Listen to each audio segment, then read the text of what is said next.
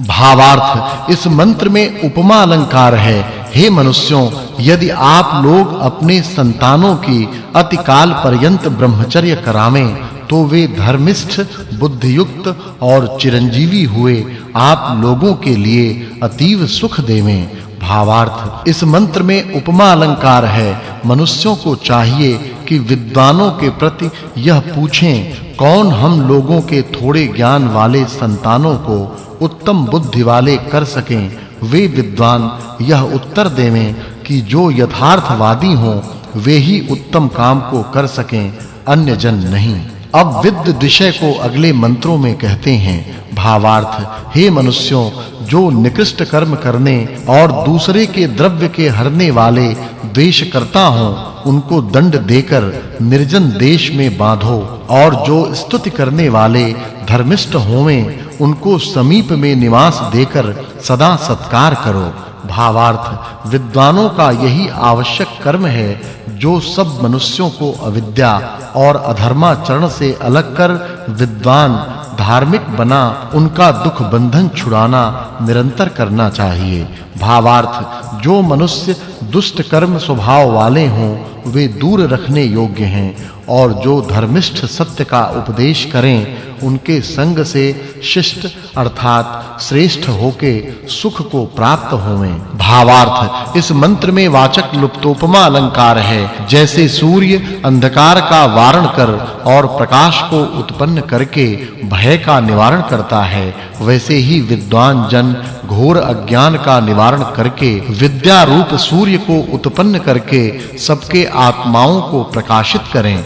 अब धनुर्वेद के दृष्टांत से अविद्या निवारण को कहते हैं। भावार्थ हे विद्वानों, आप लोग जैसे धनुर्वेद को पढ़े हुए शस्त्र और अस्त्रों के प्रक्षेप अर्थात चलाने रूप युद्ध में चतुर जन अग्नि संबंधी अस्त्रादिकों से शत्रुओं का निवारण करके विजय को प्रकाशित करते हैं, वैसे ही अत्यंत विद्या के पढ़ाने और उपदेश करने से अविद्याकृत प्रमादों का निवारण करके विद्याकृत श्रेष्ठ गुणों का प्रकाश करो। भावार्थ इस मंत्र में उपमा अलंकार है। हे मनुष्यों, जैसे विद्वान जन धर्मयुक्त कामनाओं को करके विजयी होते हैं, वैसे ही आप लोग भी आचरण करो। भावार्थ सब विद्वान जन ही सब विद्यार्थियों के लिए उत्तम शिक्षा देकर शत्रुता को छुड़ा के सब प्रकार के सुख को प्राप्त होवें। इस सूक्त में युवा अवस्था में विवाह और विद्वान के गुणों का वर्णन करने से इस सूक्त के अर्थ की पूर्व सूक्तार्थ के साथ संगति जाननी चाहिए। यह द्वितीय सूक्त और 15वां वर्ग समाप्त हुआ। अब 12 ऋचा वाले तीसरे सूक्त का आरंभ है। उसके प्रथम मंत्र से राजा के कर्तव्य को कहते हैं। भावार्थ हे राजन, जिसके आप मित्र व जिससे आप विरुद्ध और उदासीन होते हैं वह आपके साथ सदैव मित्रता रखे और आप भी उसके साथ रखें। भावार्थ इस मंत्र में उपमा अलंकार है। वही राजा श्रेष्ठ है जो प्रजाओं का यथार्थ न्याय करता है, और जैसे मित्र मित्र को प्रसन्न करता है वैसे ही राजा प्रजाओं को प्रसन्न करे।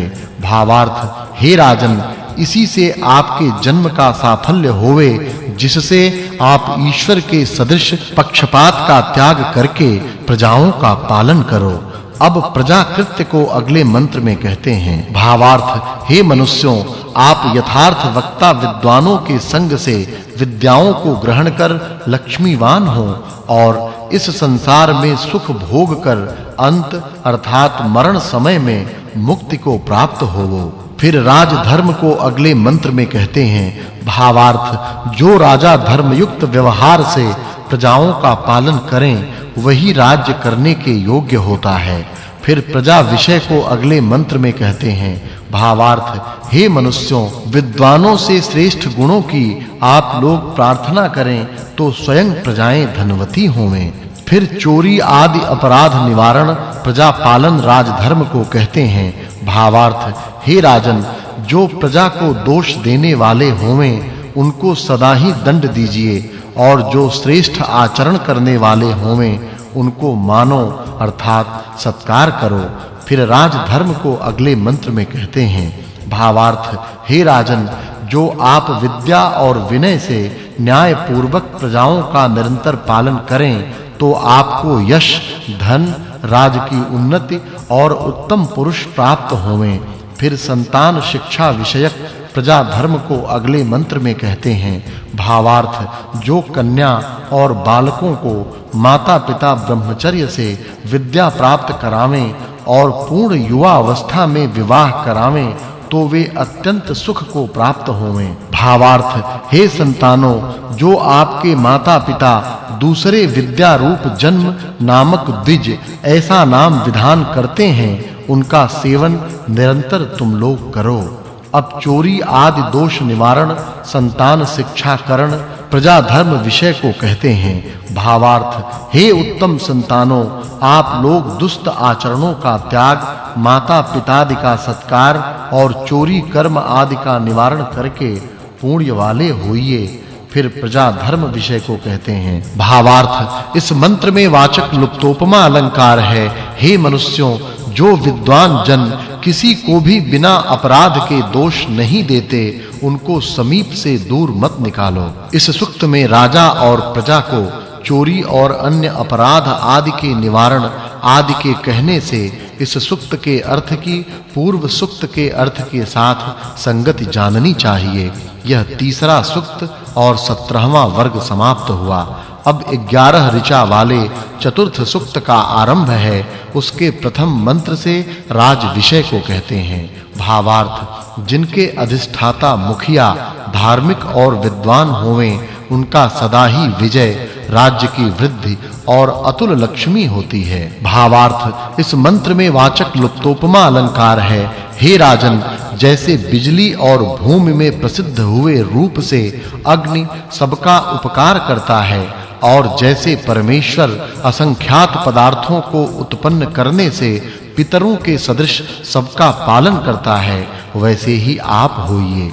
अब प्रजा विषय को अगले मंत्रों में कहते हैं। भावार्थ, इस मंत्र में वाचक् लुप्तोपमा अलंकार है। जो अग्नि के सदृश प्रतापी, जगदीश्वर के सदृश न्यायकारी, विद्वान और उत्तम लक्षणों वाला राजा होता है, वही चक्रवर्ती राजा होने योग्य है। भावार्थ, इस मंत्र में उपमावाचक लुप्तोपमा अलंकार है। हे मनुष्यों, जैसे सूर्य के प्रकाश से सब जीवों के करने योग्य कर्म सिद्ध होते हैं, वैसे ही यथार्थ वक्ता पुरुषों से राजा के सर्व न्याययुक्त प्रजा पालन आदि कर्म होते हैं। फिर राज विषय को अगले मंत्रों में कहते हैं। भावार्थ, जो राजा दुष्टों का नाश करके न्याय से प्रजाओं का पालन करता है, वह बहुत ही प्रजा का प्रिय होता है। भावार्थ, हे राजन, आप सदा चोर डाकुओं का नाश कर धार्मिकों का पालन करें और शत्रुओं को जीतें। अब राजा प्रजा विषय को अगले मंत्रों में कहते हैं। भावार्थ, इस मंत्र में वाचक् लुप्तोपमा अलंकार है। जैसे प्रजा और मंत्री जन राज लक्ष्मी को बढ़ावें, वैसे ही इन लोगों के लिए धन बढ़ावें। इसी प्रकार न्याय से पिता और पुत्र के सदृश वर्ताव करके यशस्वी होवें। भावार्थ, सब जन राजा के प्रति यह कहें कि हे राजन, आप हम लोगों का पालन यथावत करिए। आपसे रक्षित हम लोग निरंतर धर्माचरण युक्त होकर आपकी उन्नति को जैसे करें।